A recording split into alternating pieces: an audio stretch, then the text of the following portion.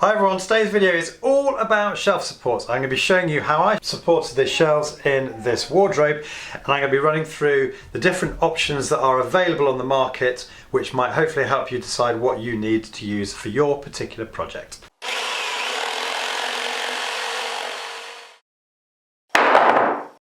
Now, broadly speaking, there are sort of three ways you can support the shelves in your cupboard or wardrobe. You can use thin battens, like I've done in my son's cupboard here. And if these are on show rather than recess, like in our old bathroom here, you can shape the front edge of the batten to make a bit of a feature of it. But let's face it, battens are a little bit basic, and if you're going to build your own wardrobes, shelves, bookcases, you might as well act like a carpentry pro. So this week I did something that I've been wanting to do for ages. I decided it's about time I got to grips with Bookcase Strips. I've seen these on a lot of projects I've been working on, high-end carpentry projects in libraries, things like that, and I thought I'd buy myself a few bits of kit just to show you how they work. I was interested to know how Bookcase Strips operate, and I thought you might be as well. So I went on DIYte, who by the way are not paying me for this, and I bought myself a Bookcase Strip. These come in various different finishes: bright zinc plated, brown, electro brass, satin chrome, polished chrome and polished solid brass. This one here is electro brass. And I bought myself a couple of different sorts of shelf support, which are actually known as Bookcase Clips. We've got a heavy duty one here and a sort of light duty one here. I also went on the Axminster website and bought myself a double rebate cutter, because as you'll see in a minute, you need one of these to work with the flat bookcase strips. You can get raised bookcase strips, but to be honest with you, if you're going to use a bookcase strip, you might as well go with a rebated profile strip, because otherwise I think they just look a bit ugly.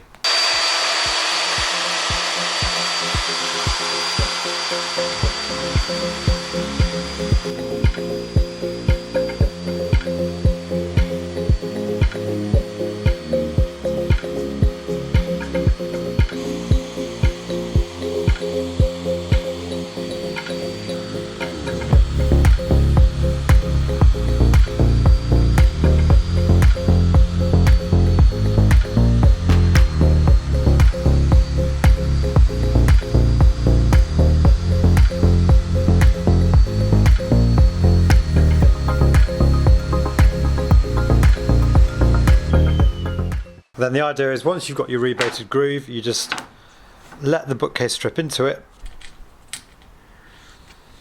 and fix it in with a couple of screws. Actually more than a couple. Positioning these screws about every 110 millimeters. And you end up with this pretty attractive rebated strip. I've actually slightly rebated this more than I needed to. And then you can insert into this either one of these light duty clips, or alternatively one of these heavy duty clips. Now the big advantage of this system is, if you suddenly decide you've got books that don't fit in the shelf, you can simply move the clips and change the height of the shelf.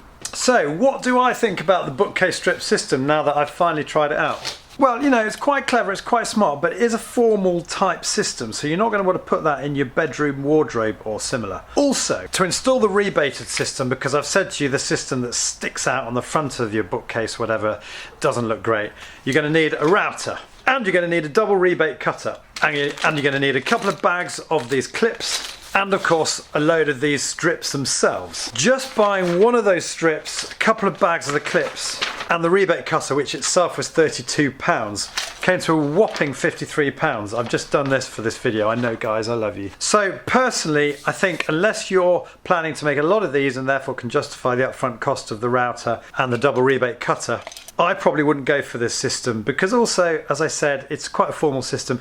Do you want the strips on show right the way down your bookcase? So that leads us quite neatly onto the final phase of this video, where I show you the system that I've used in my bedroom wardrobe, the concealed shelf support. So the shelf supports I'm using in today's video are also from DIYte. They're nickel shelf supports, which we'll be looking at in a bit more detail shortly. But at just over £7 for a bag of 50, they're already a much more affordable option for us DIYers than those bookcase strips we were just looking at. And first off, I've got to mark out the position of the shelf supports in the cupboard. Using a laser level like this is fantastic because you get an absolutely flawless level shelf all the way around, but I've only got this because of my day job running a soft furnishings company. It's very good for us to get curtain poles level. Clearly most of us aren't ever going to own one of these, so spirit level like this is absolutely fine, although unfortunately this one is just a little bit too wide to get into the cupboard. It's just as easy to use a spirit level.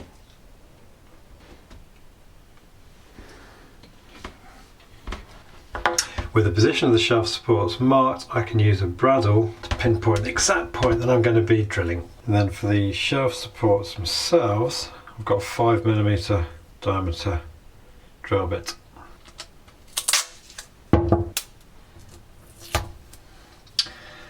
And I'm just rather crudely setting the depth I want to drill to by just putting a bit of duct tape around the drill bit.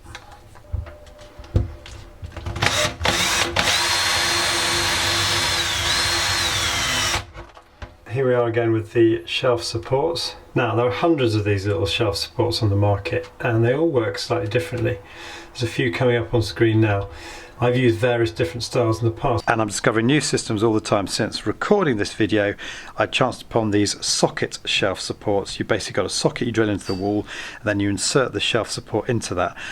I saw this recently in the day job on a very high-end bespoke wardrobe that had been built on one of the projects I was working on, and it's a really slick looking system. You might want to give it a look. But I quite like these ones here I've got here, because you see there's that little claw on the top, and what happens, you insert them into the hole, give them a little bit of a tap, and if you put a little square up against it you'll see that it's slightly angled up in the air. But the reason for that is when you put your shelf down on it, it pulls it down, which in turn pushes those little claws up into the MDF or the timber or whatever it is you've put the shelf into, and so literally it's not going anywhere. In any event, with a shelf it's only really exerting downward force onto the shelf support, so it's incredibly strong anyway. So the hidden shelf supports are in place, positioned around the cupboard. Some of you might think that's overkill having that many, but I'm going to be having heavy files and things in the cupboard, so I want the shelf to be as well supported as possible. Moment of truth.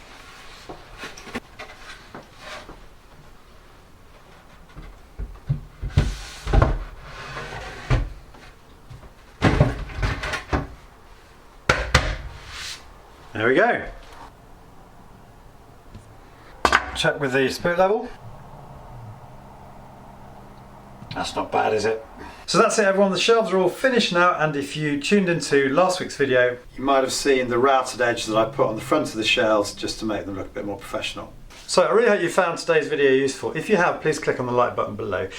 Don't forget that details of all the tools and the shelf supports, the hardware that I've used in today's video, will be in the description at the end of this video. A lot of people forget to open that.